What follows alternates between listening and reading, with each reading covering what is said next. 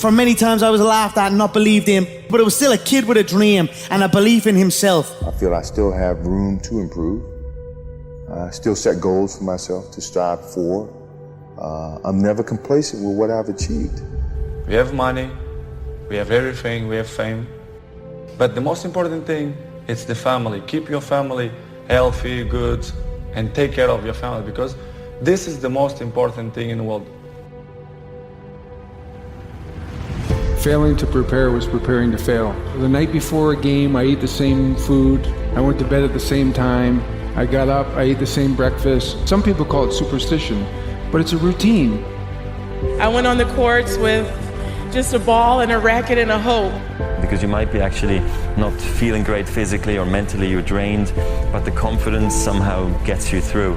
And when you don't have confidence, that's then when you have to sort of trust all the hard work you've done, and you have to keep on working hard so success comes back.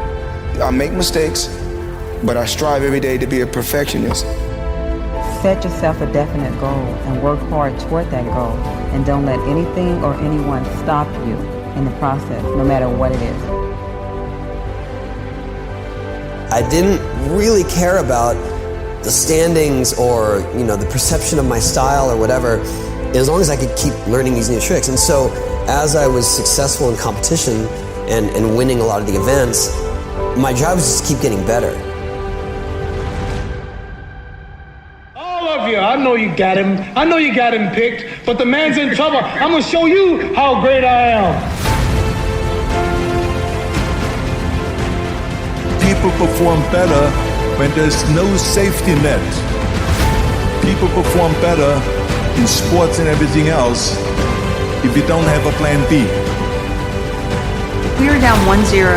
If you walked into our locker room at halftime, you thought we were up 3-0. Nothing external can defeat the internal. The only thing that can take someone down or break you down is internal. Nothing external is strong enough. You just never give up, because you never know what can happen. You never know who you can inspire and who you can influence. I'm not going to go out and say I'm the greatest this or that. I was a kid with a dream. That's it.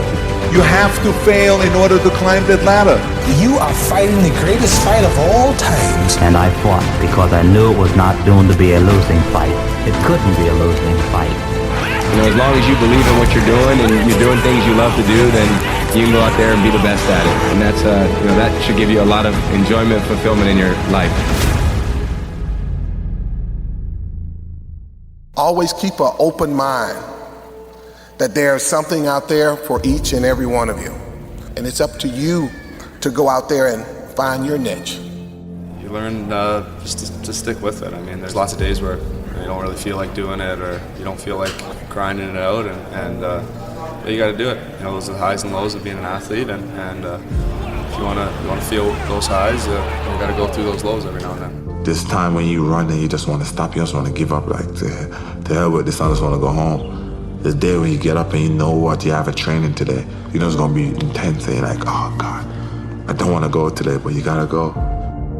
When you play sports and you're committed to something, the commitment, the responsibility of showing up to practice on time, to being there for your teammates, to listening to your coaches, it's a responsibility that you have when you're playing with a group, that you have to hold your end of the bargain.